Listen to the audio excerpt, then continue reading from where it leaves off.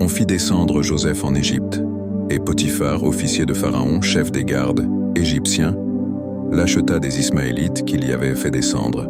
L'Éternel fut avec lui, et la prospérité l'accompagna. Il habitait dans la maison de son maître, l'Égyptien. Son maître vit que l'Éternel était avec lui, et que l'Éternel faisait prospérer entre ses mains tout ce qu'il entreprenait. Joseph trouva grâce aux yeux de son maître qu'il employa à son service, l'établit sur sa maison, et lui confia tout ce qu'il possédait. Dès que Potiphar l'eut établi sur sa maison et sur tout ce qu'il possédait, l'Éternel bénit la maison de l'Égyptien à cause de Joseph, et la bénédiction de l'Éternel fut sur tout ce qui lui appartenait, soit à la maison, soit au champ. Il abandonna aux mains de Joseph tout ce qui lui appartenait, et il n'avait avec lui d'autre soin que celui de prendre sa nourriture. Or Joseph était beau de taille et beau de figure. Après ces choses, il arriva que la femme de son maître porta les yeux sur Joseph et dit « Couche avec moi ».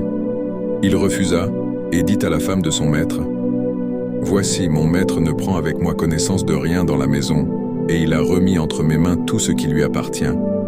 Il n'est pas plus grand que moi dans cette maison, et il ne m'a rien interdit excepté toi, parce que tu es sa femme. Comment ferais-je un aussi grand mal et pécherais-je contre Dieu ?» Quoiqu'elle parlât tous les jours à Joseph, il refusa de coucher auprès d'elle, d'être avec elle. Un jour qu'il était entré dans la maison pour faire son ouvrage, et qu'il n'y avait là aucun des gens de la maison, elle le saisit par son vêtement en disant « Couche avec moi ». Il lui laissa son vêtement dans la main et s'enfuit au dehors. Lorsqu'elle vit qu'il lui avait laissé son vêtement dans la main et qu'il s'était enfui dehors, elle appela les gens de sa maison et leur dit « Voyez, il nous a amené un Hébreu pour se jouer de nous.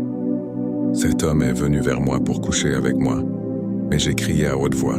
Et quand il a entendu que j'élevais la voix et que je criais, il a laissé son vêtement à côté de moi et s'est enfui dehors. Et elle posa le vêtement de Joseph à côté d'elle, jusqu'à ce que son maître rentrât à la maison. Alors elle lui parla ainsi. L'esclave hébreu que tu nous as amené est venu vers moi pour se jouer de moi. Et comme j'ai élevé la voix et que j'ai crié, il a laissé son vêtement à côté de moi et s'est enfui dehors. Après avoir entendu les paroles de sa femme qui lui disait « Voilà ce que m'a fait ton esclave ». Le maître de Joseph fut enflammé de colère. Il prit Joseph et le mit dans la prison, dans le lieu où les prisonniers du roi étaient enfermés. Il fut là, en prison.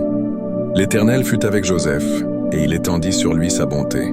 Il le mit en faveur aux yeux du chef de la prison.